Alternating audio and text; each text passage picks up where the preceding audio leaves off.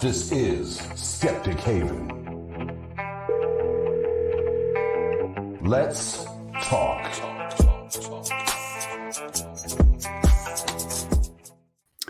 Hi, everybody. Welcome to this week's episode of Skeptic Haven's Let's Talk. This is our new call-in show where you can call in about pretty much anything and everything.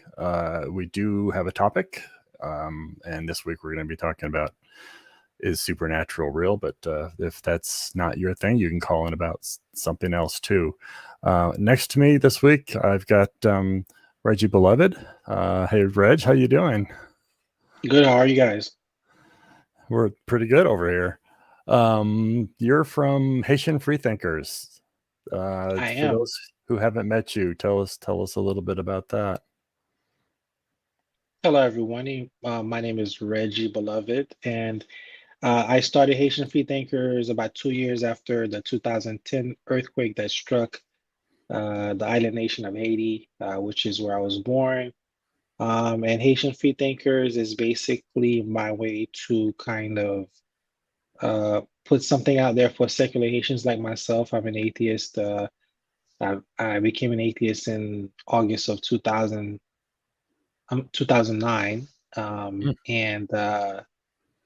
So Haitian Free Thinkers is my contribution, and I've been doing different things, and you might have seen me around, but yeah, that's what I do. And now we're doing a chat on the supernatural. I'm so happy to hear that you've got an active group there. You know, I'm really interested in seeing these active groups everywhere across the world. I know we had you on the Global Atheists a few weeks back, and was happy to see you there. I've got let me just say at the beginning here, if you're new to the channel, new to the show, please like and subscribe, so I don't forget to say that. Like the channel, subscribe, hit the bell so you get notified, especially for a little bias here, especially for this show, so you can, until we get a new habit, since this is going to be a new show, from Sunday 5 to 7, or maybe 6:30. We'll see how it goes, but we're open for that. And sometimes we do a Discord after show too, so that's always kind of fun. There are lines open. We don't have a call yet, so also if you're a Skeptic Haven channel fan, please do us a favor and get the word out there. Tell people about it. Put it on your Facebook and Twitter and TikTok. I hope TikTok stays with us, to let everybody know to kind of call in and give us some feedback on what we're doing. Reggie, have you thought about this question years ago, or has your opinion on the supernatural shifted over time? I have thought about the question. I would say yes. My opinion on the supernatural has shifted. I don't think there's such a thing that is the supernatural that exists in reality. It's a concept that I think a lot of people are familiar with, but to my knowledge, there hasn't been anything definitive that's been proven by the people who promote it as being in fact a thing. What was your religion of upbringing, assuming you had one? I was a Haitian Baptist, and I used the qualifier Haitian Baptist because when I started to when I visited like an American Baptist church, I saw that there was some things that was done that was different. So Haitian Baptist would be the religion. What did you think back then of the supernatural? I mean, you were a strong God believer, I would assume. I had moments of strength as far as my belief. You know, I think I've always been like a skeptical person, but then I would say the strongest time that I was a believer was on my own free will, because I think I was kind of pressured into accepting Jesus as my Lord and Savior because of basically fear, to be honest with you. But when I did accept it on my free will, so that was that was the strongest time, and that was kind of like after high school, um, Hmm. right before college type of time. And as far as the supernatural, I kind of thought that, it's a thing that everybody kind of knew, taking it for granted. I didn't really think too hard about the mechanics of it. I just took it for granted until I started to read the Bible and learn more about religion in general. And now I don't think it's a thing. Were you superstitious when you were religious? Things like walking under ladders and things like that. I, I I would say no, but really yes, because I think things that people don't see as superstitious back then are like, praying for anything. I think is a part of superstition, thinking that Yeah. talking to God in that example is going to impact anything. To me, it's superstitious now, but it wasn't then. It was so normal. Everybody did some form of praying, but I would say I didn't look at it as anything superstitious back in that time. I remember back in those days, I was raised Catholic and I gave it up sort of in late teens. Didn't totally give it up. I sort of questioned it and figured I would investigate it later. But I had some superstitions back then. And, I didn't know why it was, but because everybody kind of else was doing it, it was like one of those things where I figured, why take the chance?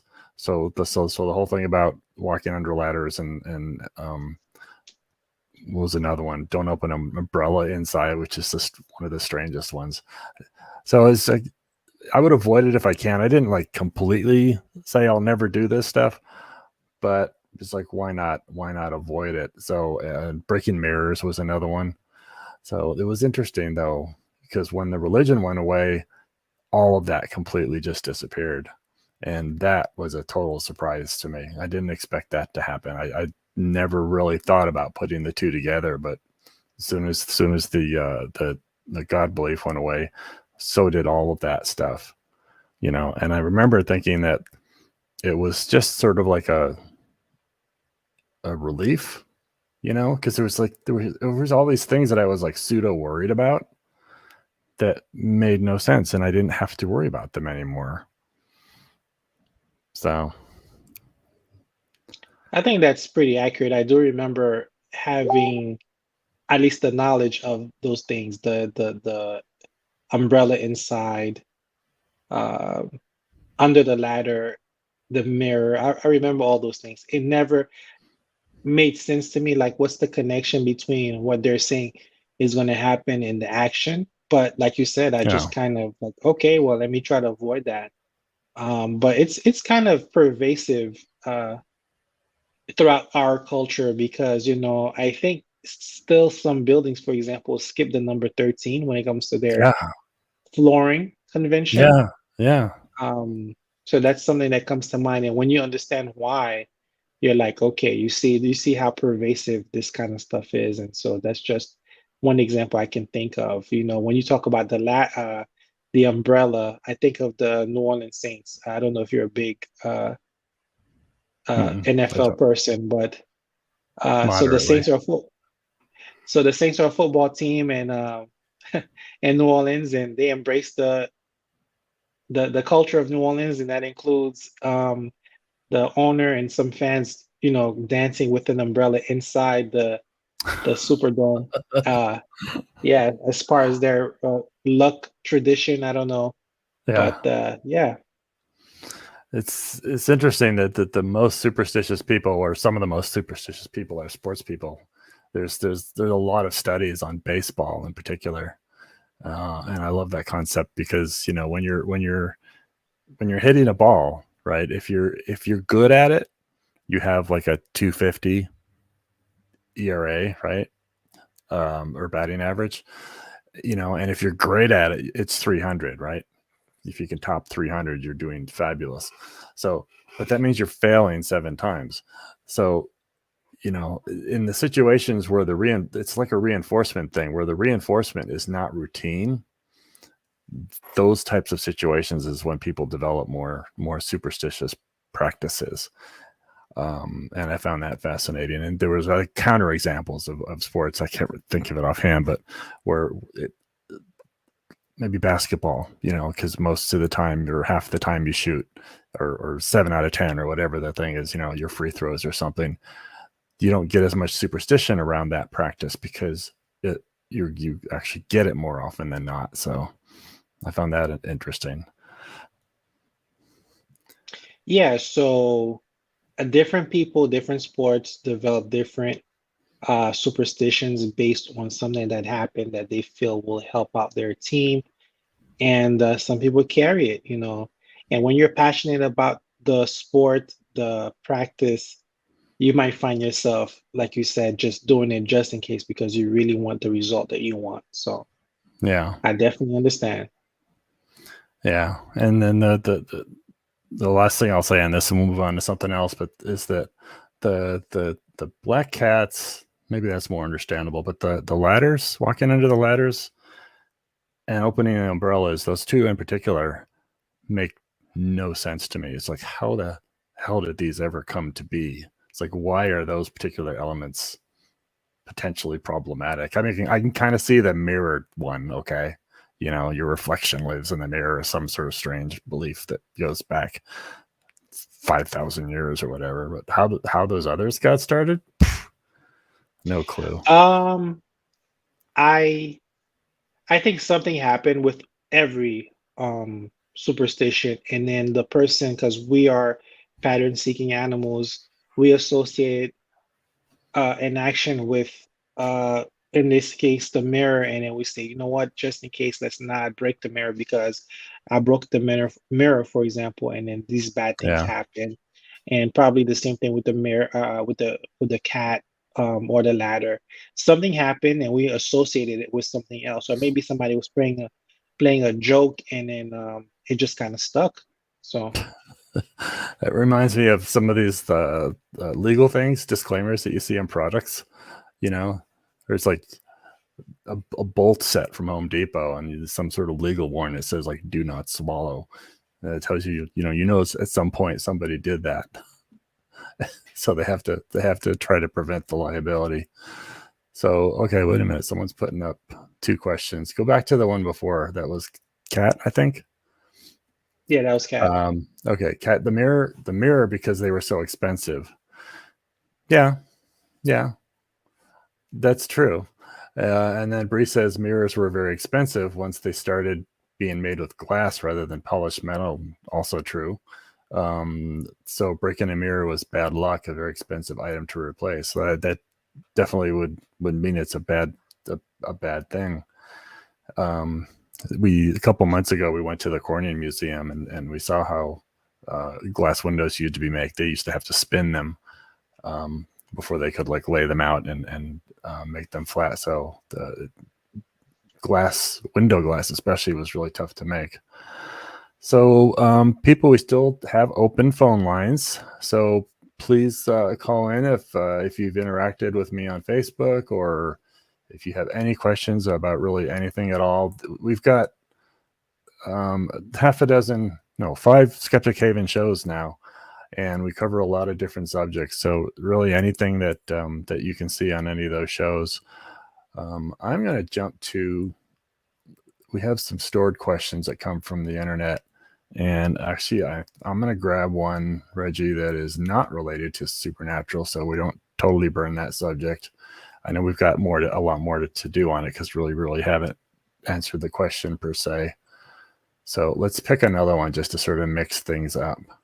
And I'm going to kind of do this at random. Let's grab this one. So all of these are most of these are from Facebook, actually. So I'm getting triggered by all the religious crap that comes up on my Facebook by my friends and family. Any suggestions? What do you think? I'll let you get started on that one.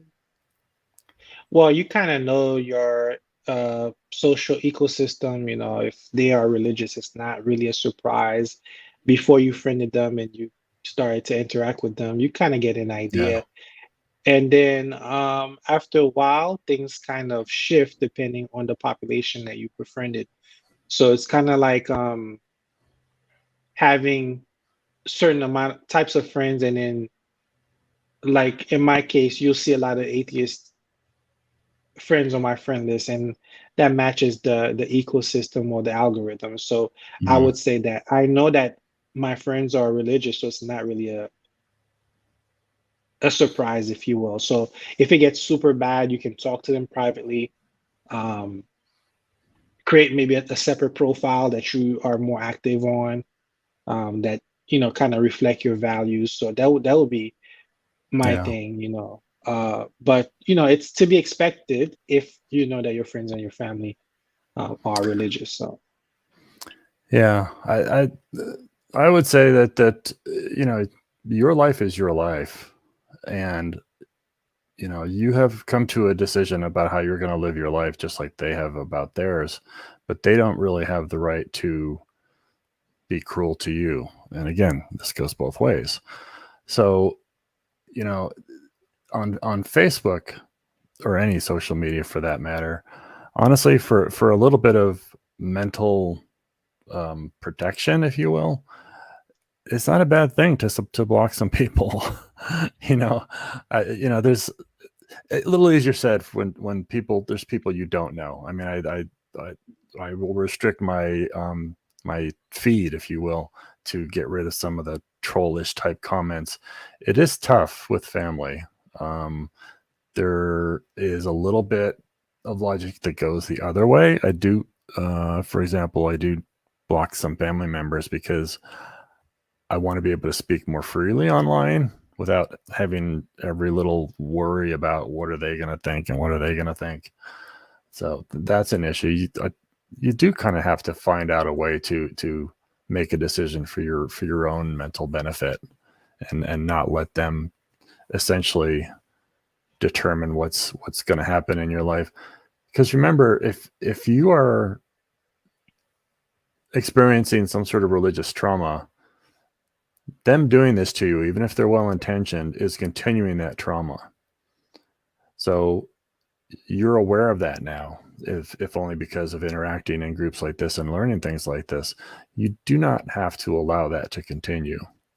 So find different ways to um, set borders. Let them know, maybe politely. They may or may not get it, so you may have to get a little less polite or a little more abrupt about it.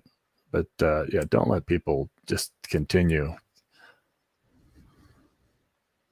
I mean, there are settings that you can set to help you, or whether you're going to post privately, friends only. There's different things that you can do if you are familiar with the platform, in this case, Facebook, so that you can kind of post different things to different audiences. Of course, if you really Yeah, want to really be yourself, just post your real ideas on groups that are usually closed off or private, Um, yeah, but I agree, you can, if it really bothers you so much, try to, like you said, politely talk to the person, and privately in a message, and then see if that helps. So there's different things you yeah. could do. Yeah, and you're right. There's putting up a second profile is not a bad idea, or even a pseudonym profile. There are also things like photo sharing services where you can stay in contact with your family that way, and share family photos back and forth without having to get into the issues. But yeah, basically, you know, we all have seen all the way to the top. I mean, and I'm thinking Seth Andrews and Aaron Ra just comes to mind, where they essentially some of the best, most knowledgeable and verbally talented people in the business here, or on our side of the belief systems, um, still have family that they can't talk to or won't talk to them, or are continually pushing Jesus beliefs and whatnot, because they feel like they have to. The hardest one is when they think they're doing it for your own good, because they're trying to save you. And those I understand them trying to help you and wanting to save your eternal soul, kind of thing. But it's just you just cannot let it go on forever. You just can't. I agree. I do not have that same experience. At least it's been so long that Good. I think the one of the hardest situations that I've dealt with was like people that I work with that like so there's the Haitian Free Thinkers group on Facebook, and I think when I was starting everything, just kind of figuring things out, the group was public, and then because of a comment that I think I made, I had to change it to private, or I forgot what the settings called, but that so that people couldn't Yeah. see, because I was made aware and I didn't know that this person was actually following my thoughts on Facebook, unsuspectedly saying something that she was going to report me or whatever it is. And I was like, wow, I didn't even think that people cared enough or were following me. But yeah, so I had to really modify myself. So I learned that my private Facebook group is X, the groups are Y, and Yeah. I speak accordingly, so that I can kind of avoid unnecessary issues, because I don't want to have to go through a spiel of explaining it, because a lot of times you offend people and then you may not know it until you Yeah. catch wind of it usually through a third party. So Yeah, and sometimes you don't want to make the effort too, or it just gets tiring. I mean, we kind of enjoy it, those of us who interact online a lot, but some people they just don't want to have the conversations, the back and forth over and over and over again. So this does remind me that in Skeptic Haven, and I actually had meant to bring this up for just to increase the size of it, but it's a good point to bring it up now. In Skeptic Haven on Facebook, we're on lots of different, basically almost all the different social medias. But on Facebook, we have two. We have a page and a group. The page, the Skeptic Haven page, is a public page. So this is the one that actually I want to put out the request to join the page if you can, because that'll help us grow it. But that's going to be a mixed bag of theists, atheists, anybody who's interested in anything that gets posted on there, to have interactions and discussions. The Skeptic Haven group, on the other hand, is going to be more restricted. It's intended to be sort of our Facebook safe space for Skeptic Haven fans and people. So you have to ask to be joined. You will then be let in. If there are theists who bug people, they will get booted out. So the group is going to be the place you want to go if you sort of want to hang out with more people that are like thinkers. And the Skeptic Haven public page, private group, public page. The page is the one that you're going to want to join. Please join them both, but or like them both. If you like to have those interactions, or want to ask people of different beliefs why they believe what they believe, and that sort of thing. So all we yeah, do. same thing. Go ahead. Same thing with Haitian Free Thinkers. We got a page, we have the group, exact same thing, same reason. Everything's the same on the Haitian Free Thinkers side.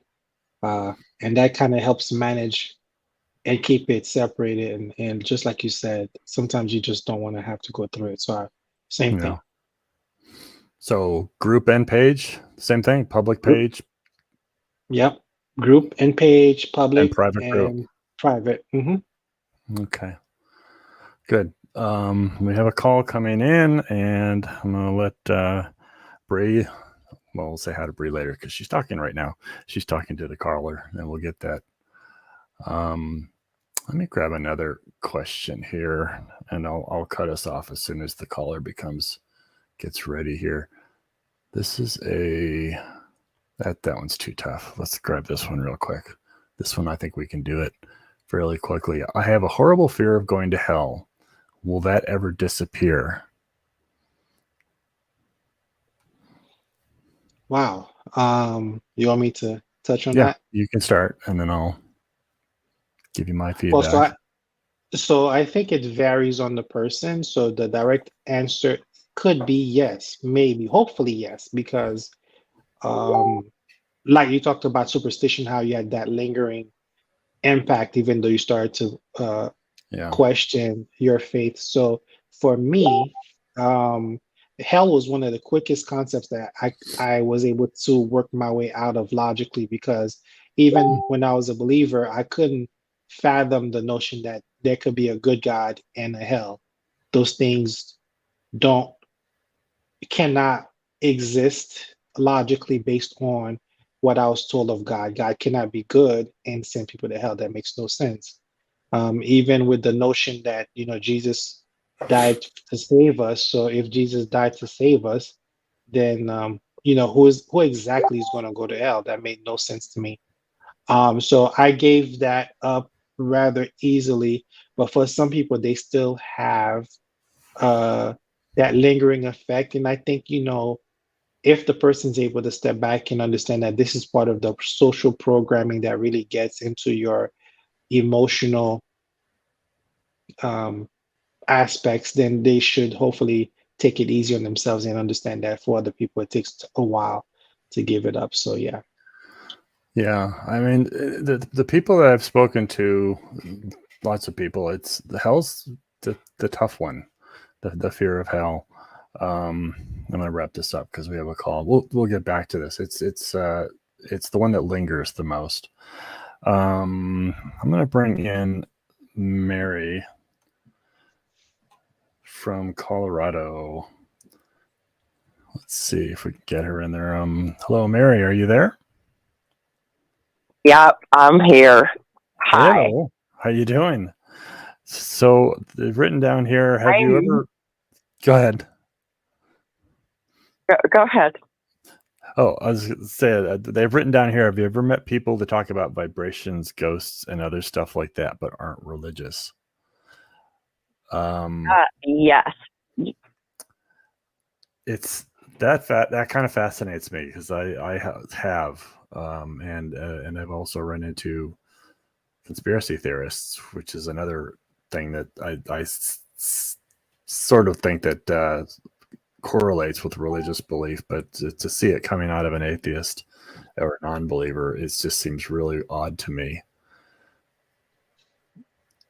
Well, I mean, I guess that this specific instance that I'm thinking of, the person actually says they identify as an ancient astronaut theorist. Like, I can't explain to you what all that entails, but they wouldn't identify as anything related to like Christianity or even that they believe that there's a deity. It's more like ancient astronauts, like they like walk the earth or something. I don't know. It doesn't make any logical sense to me, so I like tune it out whenever they tell me about it, which makes me a parent, doesn't it?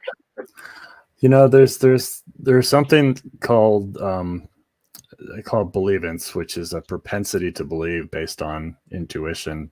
You know, if something sounds good or if it's desirable. Those are the two aspects of it.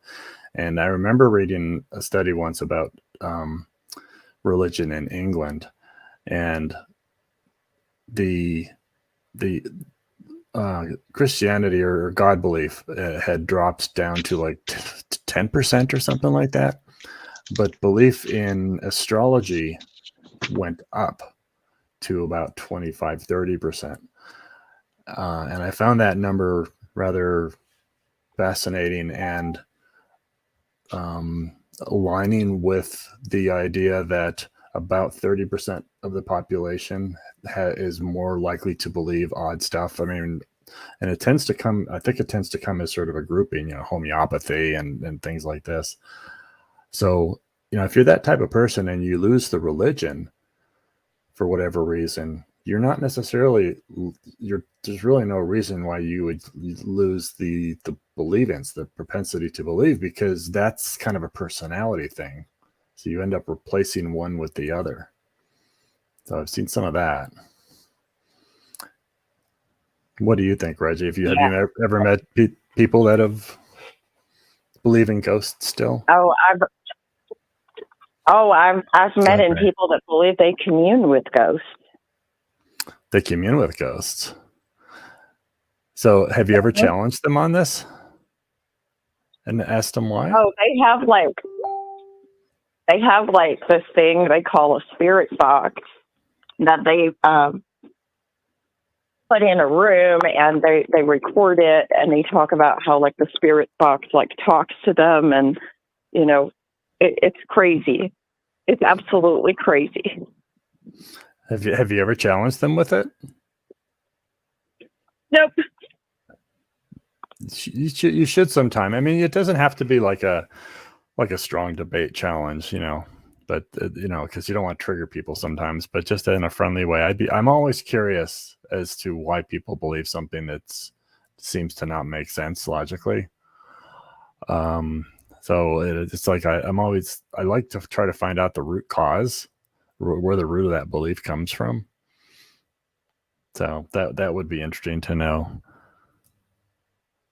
It also goes like, doesn't it also go hand in hand with like when you're a believer in the faith, like you're required to believe in something that's invisible.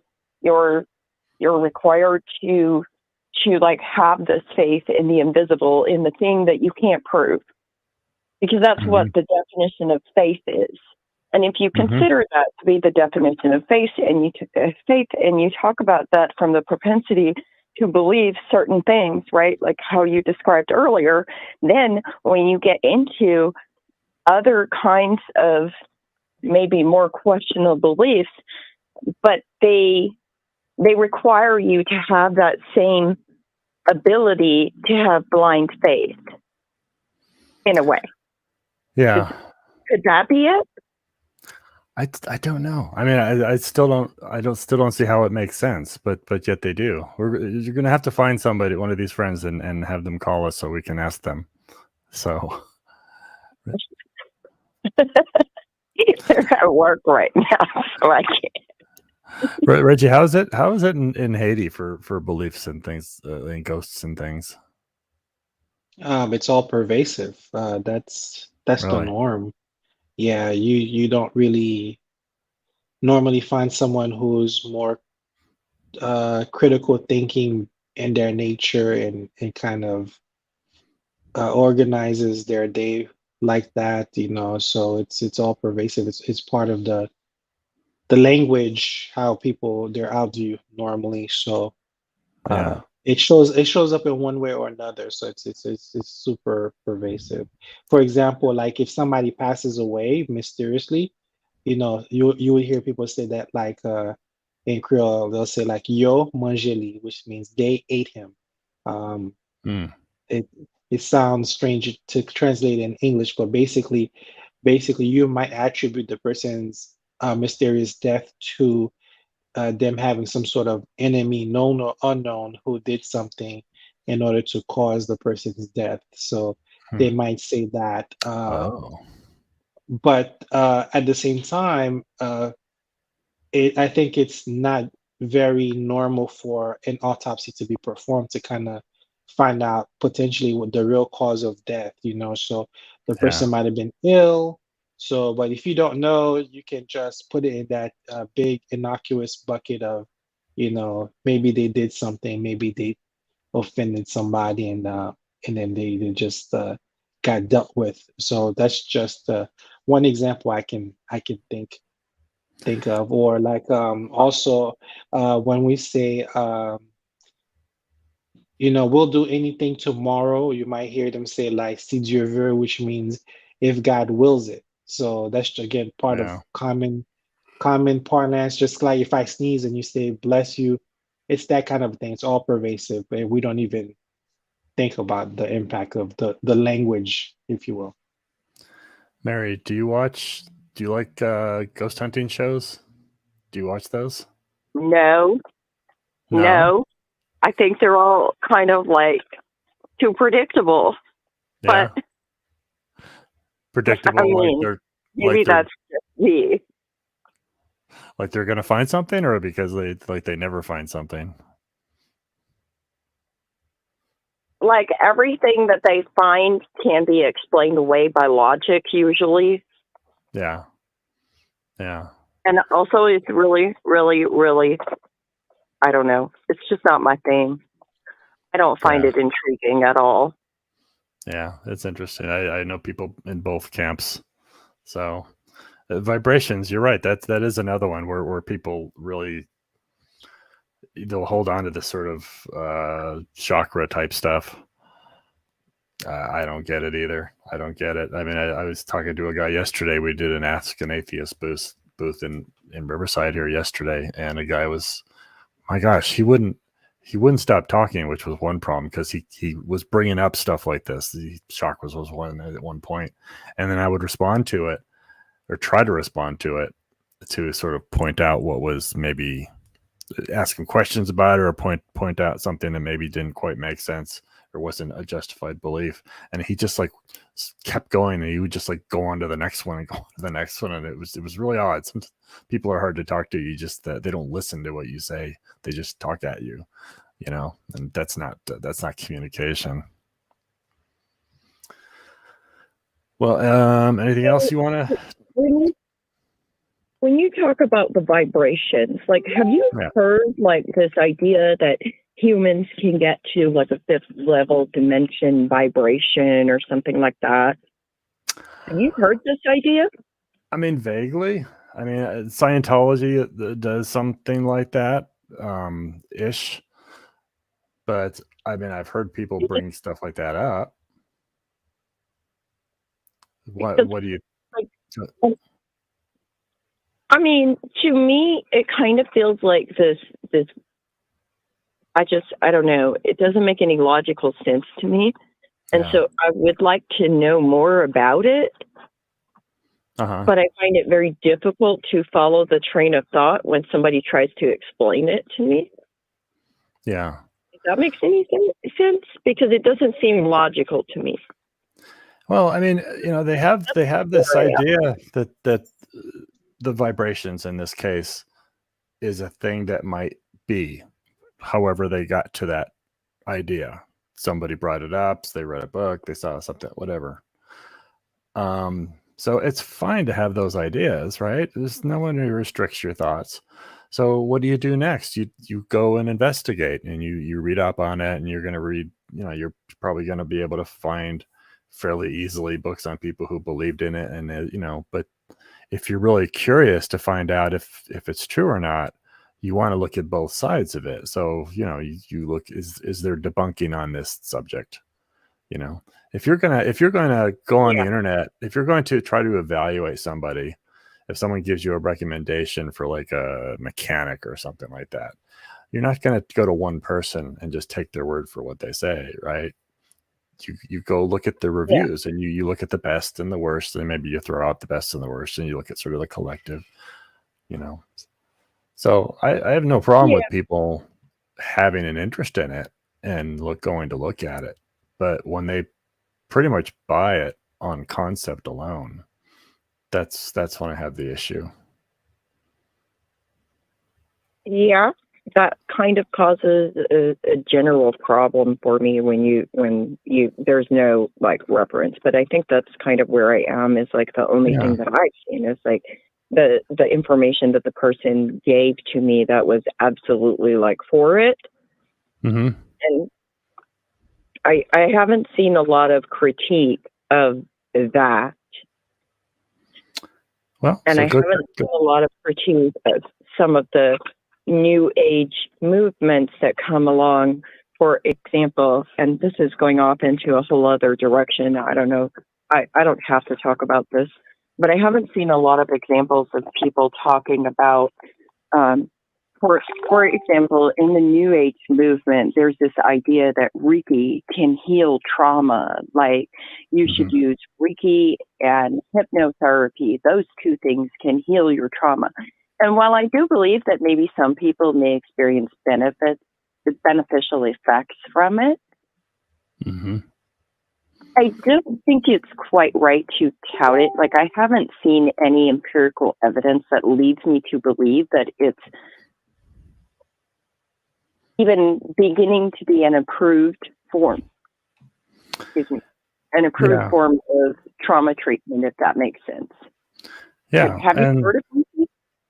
I've heard of it, But I mean, there may not be evidence because it's quite possible that it hasn't been studied. So, at the same time, you don't want to buy something that on concept alone, but you also don't want to dismiss it on concept alone.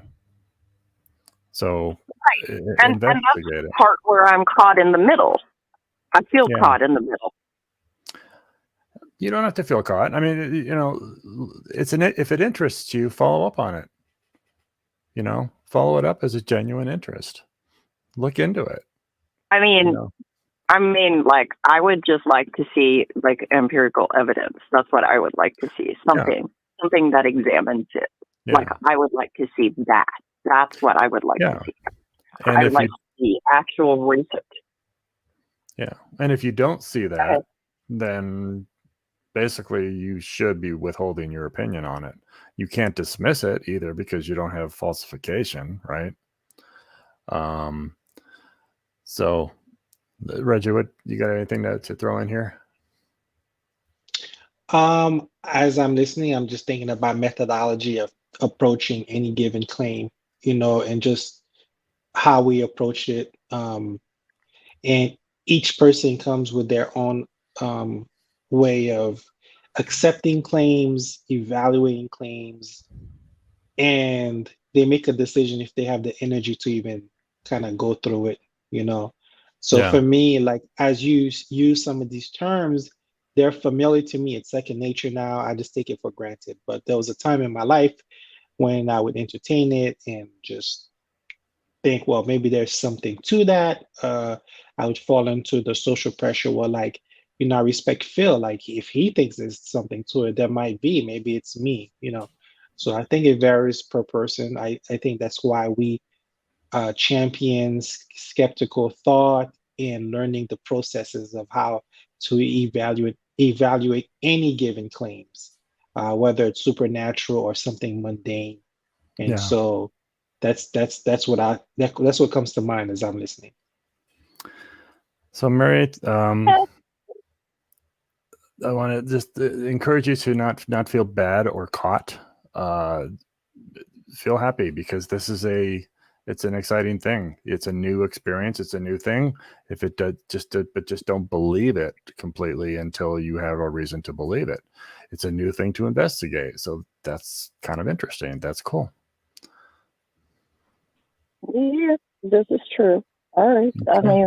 I mean, fair enough. But what I have investigated of Reiki, for example, I feel like it's a partner to faith healing. Well, then you're kind of coming to a conclusion, which is fine. Also, I mean, ultimately, that's what you want to be able to is have enough. That's kind of the conclusion for me at this point. Yeah. Because I can't find anything that. Yeah. Anyways, but thank you guys. I gotta go. Okay. Thanks for calling. Yep. Have a good one. Bye-bye. Bye-bye. Let's see. Let's got our oops. Shoot, I hit the wrong button. Reggie, I'm going to let you take this next one. This is from Stacy. Says she's had a supernatural experience as a child. So, Reggie, why don't you take this one? Sure. Can we just get her in the room? Go for it. This is Stacy. Welcome to Let's Talk. Hi, what have guys. you got for us? How are you? Hi. So when I was little, I grew up in a very charismatic household, Christian. I've since deconverted, and I don't believe in the supernatural anymore. But there were a few instances that I look back on with really big question marks that I can't quite figure out. I don't necessarily need to figure out, but seeing as this is a talk on supernatural, maybe you can give me some insight on what you might think happened. So I was always told when I was younger that I had a real gift of seeing in the spirit or seeing in the supernatural. And I do remember a specific time. I know I don't believe any of that anymore. Please know that. But I do remember when I was about 4 years old, and my mom was getting my little brother's shoes on, and we had a really long driveway up to a busy road. And I walked up the driveway, and cars were going by. And I remember looking, and I saw this like being standing at the end of the driveway. And what and here's the thing, this wasn't a story that was told to me. I actually remember this because my memory is extremely good. Just like even all my childhood memories. I remember this like being standing there saying, you need to go back down and wait with your mom. It's not safe up here. And so I went running back down and said to my mom, Mommy, I just saw an angel. It told me to come back and wait with you. And so I've always wondered, like, okay, did I actually see something? And because of that environment of like being in churches that completely like believed in those sorts of things, of course, it was like, oh wow, Stacy just saw an angel. So, Wow. and I can still see it in my head, and I always like thought that was real. And now, of course, I really don't believe in any kind of supernatural. And there were other stories from when I was younger too, where like I told my grandma once when I was about 2 or 3 that I wouldn't go outside on her patio because I was afraid because there was a wolf outside, and she kept saying like, "There's no wolf. You can go outside." And she would show me, and then I was like, "No, I can't go out there. There's a wolf."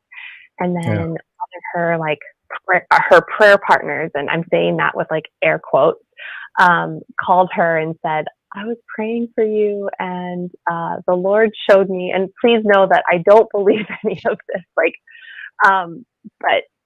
and she said, the Lord showed me that there's a wolf in front of your house stealing all the blessings. And she's like, oh, that's so interesting because Stacy's been seeing a wolf outside. So that is hearsay. So like, I don't know if someone actually called and said that. Maybe I was just afraid, and maybe that story just fit so well and sounded so spiritual. Yeah. Who knows, like, if that is a real story. But the angel one is something that, like, I actually remember. So, What do you think, Reggie? Yeah.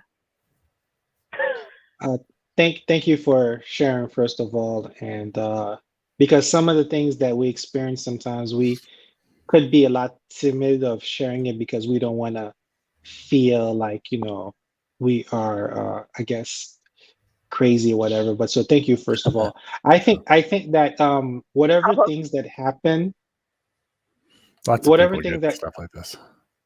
yeah, so whatever happens, it's like I noticed that we use our religious backgrounds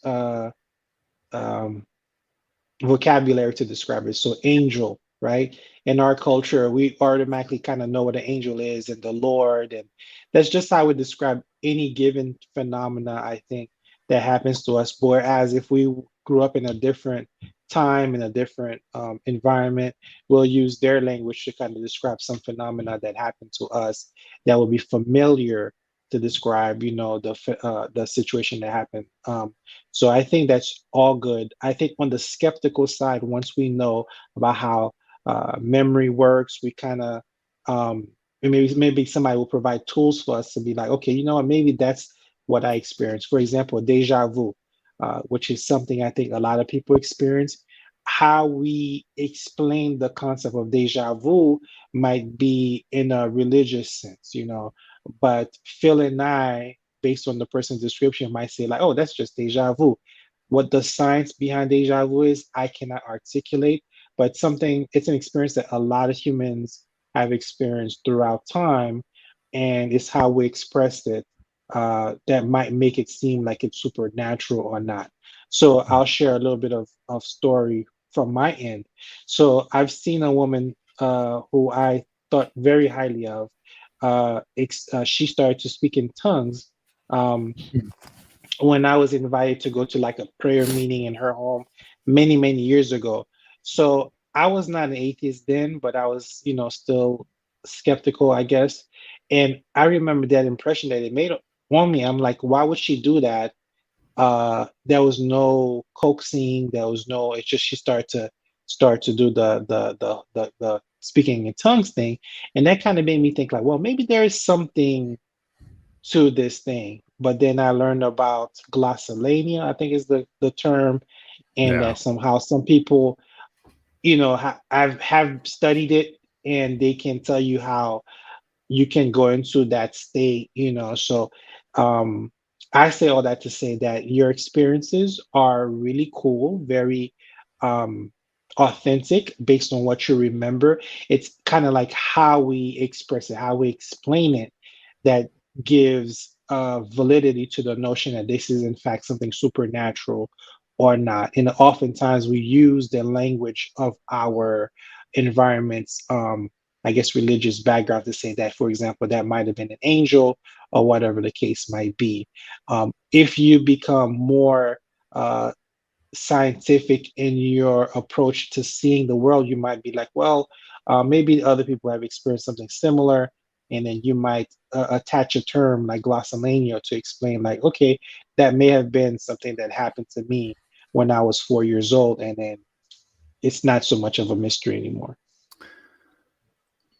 Yeah, I'm reminded of Dan Barker, who has talked about, you know, being a very strong theist and then becoming obviously a very strong atheist. But he remembers his experiences, you know, and now he kind of sometimes he can attribute it to just thinking, you know, his own thoughts were not God's thoughts or kind of things. But some stuff you just can't explain away, Mm-hmm. you know. Yeah, I think I like what you said about the deja vu, and because I get, I mean, like you said, a lot of people have that, and yes, that's something that happens to me quite often. So maybe just as a 4-year-old, maybe I did have deja vu, and knowing just, okay, I shouldn't be up here, and or maybe deja vu happened, and I just Yeah. didn't have the vocabulary or understanding like of what was happening, and I just attributed to the vocabulary that I knew and the framework of religion, and that's what I just knew how to describe it as. So that actually makes a lot of sense, and I've had such a question mark about that experience since I deconverted. So thank you. that helps. We sit here today, and you know, you sometimes talk to people that have these transcendent experiences, whatever it is, and it is a personal experience, or at least it's a perception of a personal experience at the very least. But the person who experienced it believes that they experienced it, and the person who it's being told to has no clue, right? So you can't dismiss it. Yeah. So, you know, it's you can explore maybe alternate explanations rather than like Reggie said, if they go to the religious explanation because they were raised in a particular religion, right? Because if you're raised in this religion, you're gonna see Jesus. You're raised in that religion, you're gonna see Buddha or whatever. But sometimes you just get to the point where the experience just has to live and be, and yeah, you know, don't make more of it than it really that is justified to make of it, and let it be something you own, you know. Yeah, I have another example. Go ahead. So everything that we're talking about is on point. So I have another example that can bring the point home. So sleep paralysis. Have you guys ever experienced that? Yes, that's weird. So I have. No. Okay, so I will tell you something that happened to me. I was actually in a European tour many years ago, and I remember going through that sleep paralysis state. I was staying at somebody's home in Germany. I'll never forget that. So I thought I was awake, but was I? And then again, you know, I explained it to somebody, and they told me what they think the reason that this happened is, and it had to do with ghosts or whatever the thing is. And I was so captured by the explanation. I'm like, well, you know what? Maybe that's a thing because I'm staying in somebody's home. and I don't know if it's haunted or not. So maybe a ghost was sitting on my chest or whatever the explanation is, right?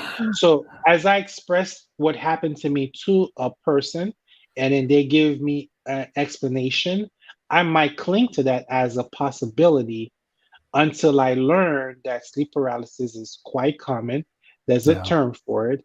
They probably studied it, they describe it, and now I'm able to replace uh, that initial explanation that seems supernatural in nature with something more technical because people have experienced it, they describe it as a term, and it's like, yeah, that's what happened to me. And so it stopped being supernatural-ish in nature and become something more normal. But like Phil said, sometimes the experience is what it is, and it might be unique to Yeah. you. Again, it's all how we express it. Yeah. And until we find a technical way to express it, then it might seem like it's supernatural in nature. You can't do a controlled double-blind study on a single experience, right? By definition. So sometimes we don't have the answers to these things, and you just have to live with the uncertainty. That's difficult for some people because some people really want to have answers, and they will grasp onto an answer regardless of whether or not they are justified to have that answer, because they want an explanation rather than not have an explanation, and they will defend that to their death. It's interesting. Yeah. Yeah. So I had a go ahead. To have oh no, I was just gonna say I don't need to have like an absolute explanation. I'm fine with questioning. Yeah. But this was just something that I was curious about and wanted to kind of get your guys' take on it. So yeah. Well, thank you for calling. Anything else comes to mind? No, that was Okay. all I had for today. So. Well, thank you, Stacy. Tell your friends about the show, and hope you enjoyed the minutes here. So yeah, I was gonna say that I had an experience when I was a kid who that was like a couple of like floating eyeballs looking at me from the side of the into my bedroom door, and I was a kid at the time, like 10 years old, and it was really scary at the time. And I remember thinking, oh, it's my dad. No, it's just eyeballs, right, sitting there. So it's kind of a scary thing. But pretty soon after, you realize, oh yeah, this is just most likely it is a dream thing. But what's interesting, I've also had people tell me about experiences that were similar to that were like right before they woke up, and for example, and they think it's just. They think, no, it's real, and you sit there and you tell them, but yeah, maybe in this case we have a little bit of information. Isn't it like seem more likely that it was just a dream thing? And they don't buy that. Yeah, again, we have experiences that we share in common. Again, déjà vu, as we call it in English. It's a French word.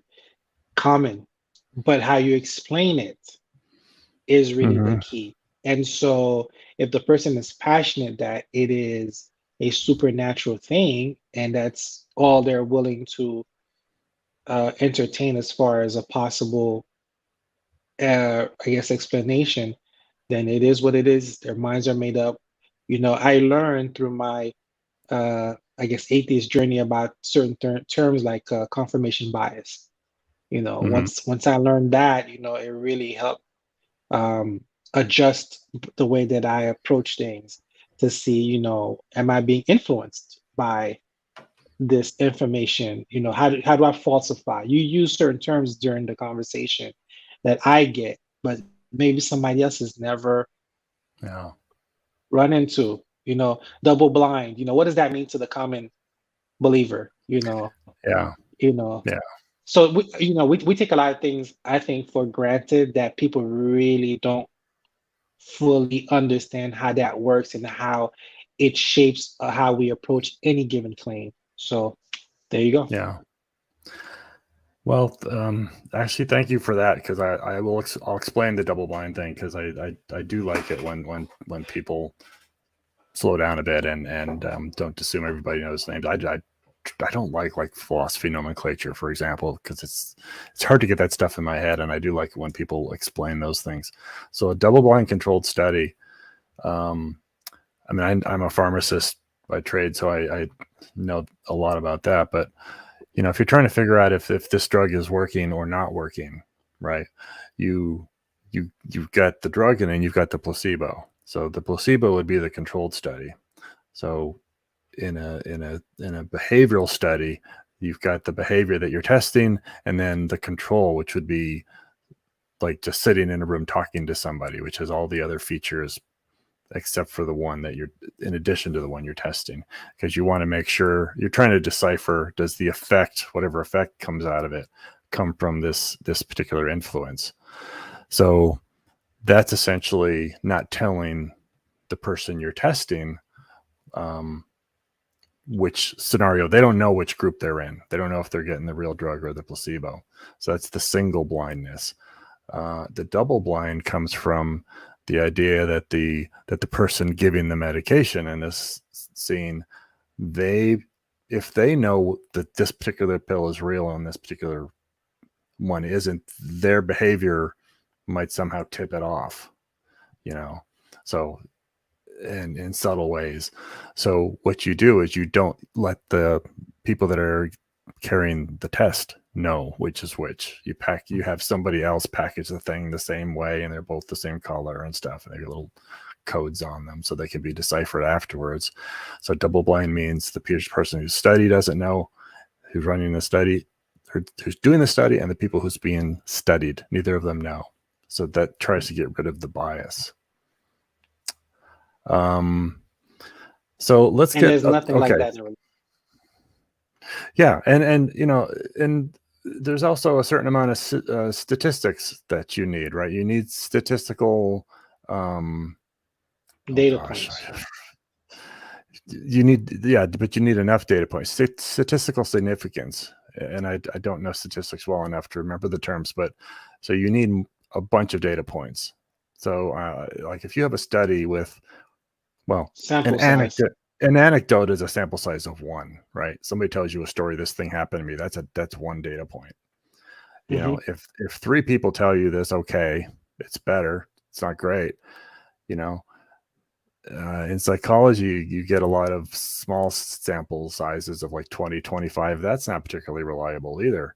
You want hundreds and thousands. The studies that we really put a lot of credence into are large scale studies with like 20,000 people that are done at multiple facilities and across the country, or even better is across multiple cultures and stuff like that. So we still have lines open again. So please give us a call if you have some questions. I'm going to take this opportunity to dig into this subject a little bit more with you, Reggie, because we kind of evaded it a little bit at the beginning. Does the supernatural exist? Do we know if? Well, let's define supernatural. How do you define supernatural? Let's start there. So supernatural in the English language is a compound word made of super, obviously, and natural. So in common parlance, super is extreme, more than average, and natural is the normal world, reality. So outside reality is kind of what it translates to. So that's the definition that most people go with when they mean by supernatural, outside of normal, outside of reality. And so to answer the question directly, the answer to me is no. It is all rooted in the person's ignorance and how they express whatever concept that they're talking about. So the supernatural is a concept, but it hasn't been proven to be in fact true or real. So I'll give you my definition. It's very similar to yours. This is one of those words well, I can't think of it. Anyways, so I like to think in terms of natural being according to the laws of physics, right? So, and if something's going to be supernatural, it's going to operate outside of that realm, if you will. So we can separate it that way. So, for example, do aliens exist? Well, we don't know. But if they did, that would be a completely natural thing, right? They would exist according to the laws of the universe. They would have evolved someplace and gotten to us and whatever. So that's not a supernatural thing. If do we know if, let's just say we've got the universe that we know, and let's not get into the multiverse theory at this point, because we could expand natural into multiverse. We can include that in our definition if we want to, but let's not. Let's just work within our universe. So let's just say natural is something that is controlled by the physical laws, the foundational laws of physics in a particular universe. Do we know that a supernatural realm does not exist? Do we know that for sure? I would say no, we do not know that for sure. That would be the quickest, most honest answer. But by having good definitions and having a good understanding of what the expectations are and the natural, we can then kind of see if the supernatural exists outside of that. It's all about definitions. It's all about having concrete parameters so that we can compare and contrast should something outside of what we know be introduced, and it will say, oh, so this might be the first proof of the supernatural. But in my mind, it's really the difference between do I know and understand thing X, or do I not know and not understand thing X? Because a lot of times when the unknown becomes known, it just is get grafted into the natural side. That's pretty much what I've seen in my experience. Well, if the unknown becomes known, let's see. I'm going to be a little bit of devil's advocate here. If there is a supernatural realm and we have no awareness of it, why would somebody be justified in believing it's not actual? Because we have no Go ahead.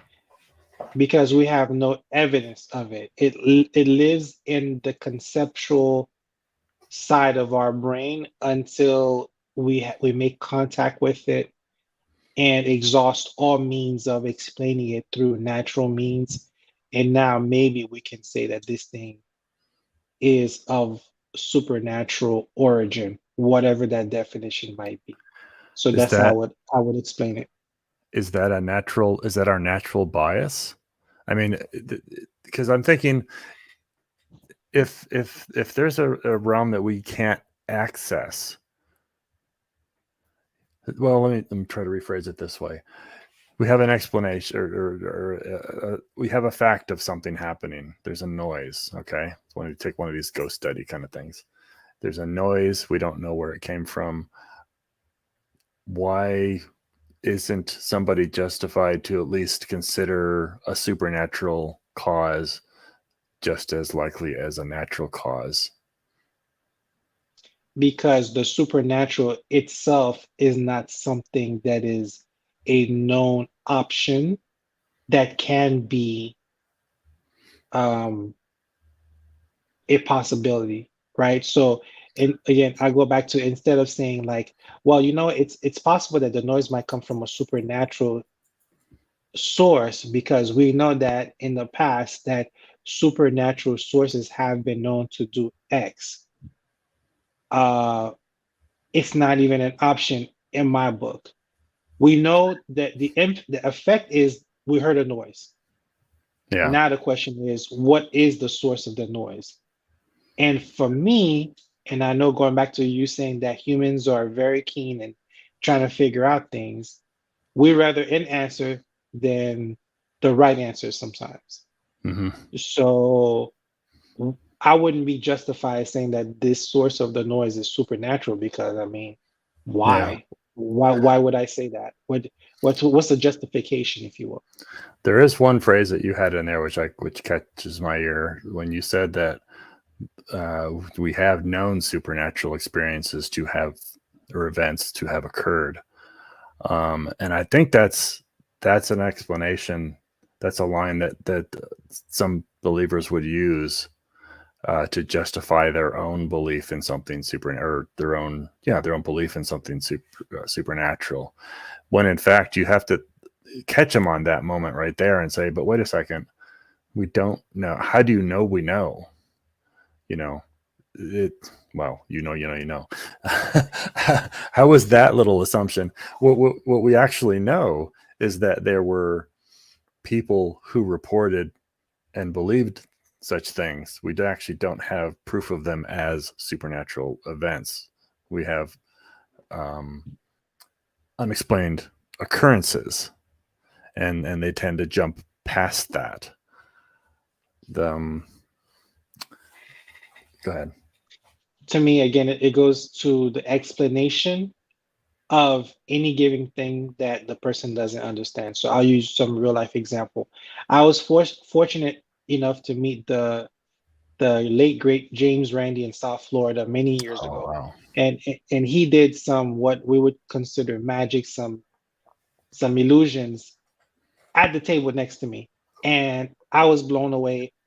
I knew who he was, so I could not explain how he did it, but I just know that that's what he does. He's a magician. So I would be befuddled trying to explain to you and convey what it is that happened. I experienced it. I had witnesses at the table. There's no way that I would use anything supernatural to explain. I just know that he knew something that I didn't. Chris Angel, I was fortunate enough to see Chris Angel live in Vegas twice. He had a show on TV, Mind Freak, that anybody can see. I think the modern Homo sapien who understands TV knows that just because it's on TV doesn't mean that it's real per se. I think we take that for granted. But Chris Angel does so many different types of illusions, but many people is not going to say that, wow, like this Chris Angel guy, he is a prophet, an angel, because it's understood by nature that he just does something that we are entertained by. We just don't know how he did it. Yeah. It's debunkers. I really like. I mean, a lot of stuff has been debunked, and still sometimes you turn around and hear others say that it's still true. That trick about you can extend your leg. Let's see, for the camera, you can extend your leg like by 2 inches. You can make it was a miracle. He made his leg 2 inches longer, and now he can walk without a gimp, kind of a thing. And magicians will show you basically how to do this. It's not a difficult trick at all. But I've had people completely argue with me that, it was this miraculous thing that only happened to be able to, could only happen because of this faith healer and stuff. And it's just sometimes you just got to roll your eyes and say, okay, that's what you believe. Move on to the next person. So and this is a pervasive and important topic because people do get hurt by charlatans. So I remember seeing something on YouTube. I want to say it's in the Congo, where this guy he's a faith healer, big religious guy, some kind of Christian. He sells this drink that's made out of lemon and gasoline as a cure-all, and then this guy fills stadiums with the gullible deep in the center of Africa. Wow. Something that a person who has any kind of knowledge can see and ring the alarm bell and say, like, why are the authorities not participating? But this guy has such an immense pull. I would say that he's who would I compare him to in the US? Like a Pat Robertson, a very charismatic person, Yeah. but he's obviously peddling something that's not only Jim Baker's a good one. dangerous. Yeah. So Yeah. I saw Peter Popoff. I saw Peter Oh, Popoff in person here in Atlanta, and it's just we kind of understand that the human mind is so susceptible to these things because people are desperate, to be honest with you, for yeah. help. So the audience for this guy in Africa, in Central Africa, are usually the poor, the miseducated, the undereducated, and those who are definitely in need of some kind of help. And so he's racking it in, and so he's Yeah. definitely a charlatan. And I think that skepticism is something that can definitely be useful. Yeah, people are taking advantage of it. They take their money.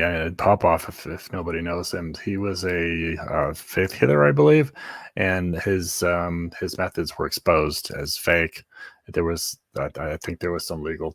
I don't know if there was jail time, whatever it was. I don't know, but he was exposed publicly and basically sort of got quiet for a bit, and then got back on the road, and it's like back doing it again after a number of years out of public view. So people are susceptible. I'm going to do another question here, but I want to make one more point about the supernatural. If there's a supernatural realm, do we know? Excuse me. At least I don't think, and you can give me your opinion, I don't think that if there's a supernatural realm that we can say whether or not something from that realm can affect our universe. So I think that's what do you think? I think that's a good question. Again, I want people to understand, if they hear me now in the future, I'm not saying that I'm not open to the possibility of what we call the supernatural. I'm just saying is, how do we approach that, right? Mm-hmm. I have very limited knowledge and experience with that realm. And so I would not be the person to kind of pontificate, for the lack of a better term, about the mechanics of it, And that's why, those who do believe in it, those who think that they can kind of explain or bring it into our understanding, that's up to them to kind of prove and explain. I don't know how that would work. I don't know how it would interact with the real world. That's a very interesting question.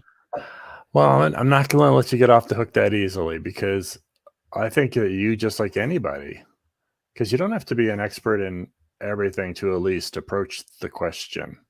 It's more of a question, more an issue of what you do next then. So if you think of yourself as just the average Joe who, hasn't done research on this, so you have to have some way of approaching these questions. How do you start to approach an unanswered question?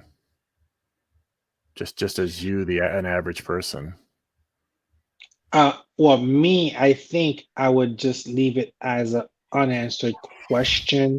If it's important for me to investigate further, then I'll do my best to investigate it further. Yeah. I know that for me, I might be limited in my tools, in my vocabulary to describe any given thing that we're talking about, depending on what we're talking about.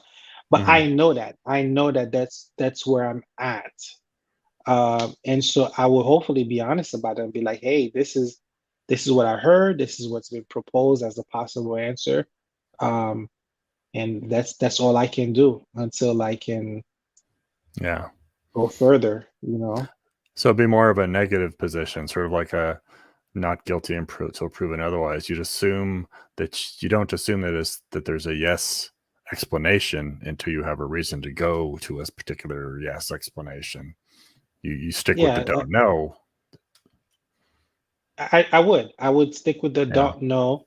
I think that another way to explain my position would be like, I'm big into falsifiability.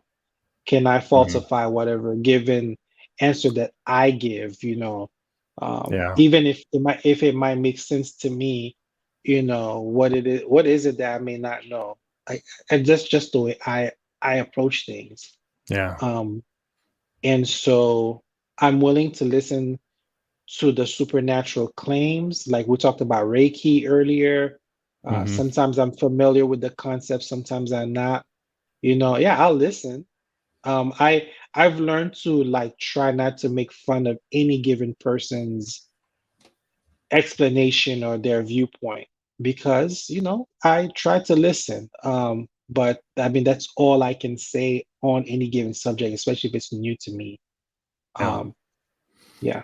Well, that makes sense. Well, I'm gonna grab another one of these random questions. How's our time doing? Oh, we're about almost an hour and a half. So let's maybe do one more of these. Let's go for a long one here. Atheists, would you prefer? Some of these are randoms, obviously. It's a different subject. Atheists, would you prefer under God be removed from the Pledge of Allegiance, or have it so that you can say whatever you want in that space? So you want me to answer? Yeah, and then go ahead. What I think if I remember correctly, under God was not there, then it was added probably during the whole communist thing in the 50s, if I remember correctly. So factually speaking, we Yeah. could in fact quote unquote remove it to kind of go back to how the statement was once upon a time. But what happens is people don't know their history. And so if we were to remove it, and if they say, oh, it's those atheists that remove under God, then we'll be drawing the ire of the religious unnecessarily. So it's kind of like, is it worth that fight? To me, I would spend my capital somewhere else. I would just try to educate the people and say, hey, once upon a time, it wasn't like that. Now it is. Just kind of be mindful of how that phrase is seen from different people. So obviously we're atheists, but like there's polytheists. They're like under gods. Why not under gods, for example? Yeah. And That's an interesting point. so hopefully the monotheists will be like, huh, that's a good point. And then they'll probably be like, that's because there's only one God. But then my retort will be, yeah, which one of the one gods are we talking about? Is it Allah? Is it Jesus? Is it Yahweh? Is it Thor? Is it Amon Ra? Which one of the one gods are you talking about? So people do not think too much deeply about these things. So just hopefully within the religious world, we can show them that, okay, there's a history, there's a reason why they do it. It's just, and then maybe we can hopefully see if they can move to a more secular space with that just on their own, because we've talked about it. And I think that's what with the whole thing with the Satanic Temple does when they try to put, the Baphomet statues next to the Ten Commandments. Is just a way to put the mirror in the face of the religion. See, this is how we perceive you. Do you get it now? And then hopefully we can have them come to that same conclusion themselves and realize their privilege, type of thing. Yeah, personally, I would like to see it removed. Let's see, have it the other option there. Say whatever you want in that space. I think that's too polite, frankly. I mean, it is 2023.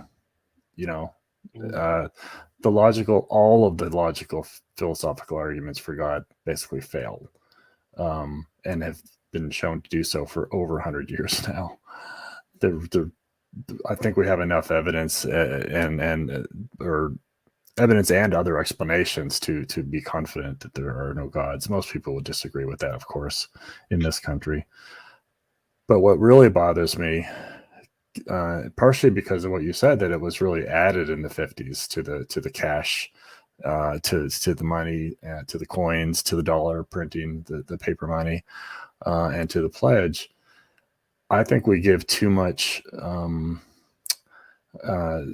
historical politeness, I guess, to things that no longer really deserve it. There's an argument that some people make to keep things like God and whatever in our money just because it's a thing we used to do, even if was just the 50s. And at some point, no. Why are we giving privilege to something that is it's untrue, and at some point it will be a minority opinion even. It's a similar argument to why do we maintain tax exempt status for churches? Why do we maintain tax subsidies for industries that are no longer at the beginning of their creation, that don't need subsidies anymore because we've always done it? That's not a good enough reason, and it leads to so many other false beliefs, which I don't want to get into today on this show. It's sort of a big side topic. I personally would take it out. I'd advocate to take it out. I definitely understand and agree with you. It's just that it's the backlash, and is it worth it? You know what I'm saying? Yeah.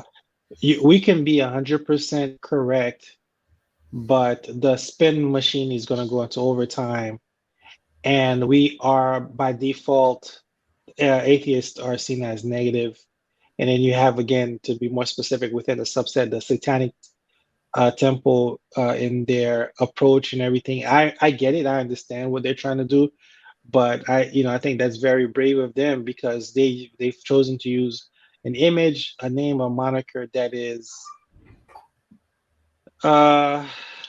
seen as very negative, obviously, in order to prove their point. So you could be 100% correct, but the backlash, is it worth it? So it's the approach, but I definitely agree with the ultimate goal. Yeah, that's a very good point. I mean, I guess there's room for negotiation and doing it incrementally over time, and that may even be generations. So I would like to see it happen eventually. I don't think it's gonna. Pretty confident it'll never happen in my lifetime, and probably the next 2 generations. But having said that, no matter how long it takes, having said that, I think that reality is on our side. I would put it a little bit boldly and crassly. I'd say it's like 2 + 2 = 5. Yeah. If that's what under God is, hopefully even the theists will see that 2 + 2 does not equal 5. And that's what we're trying to say. 2 + 2 does not equal 5. When are we going to remove that from that equation?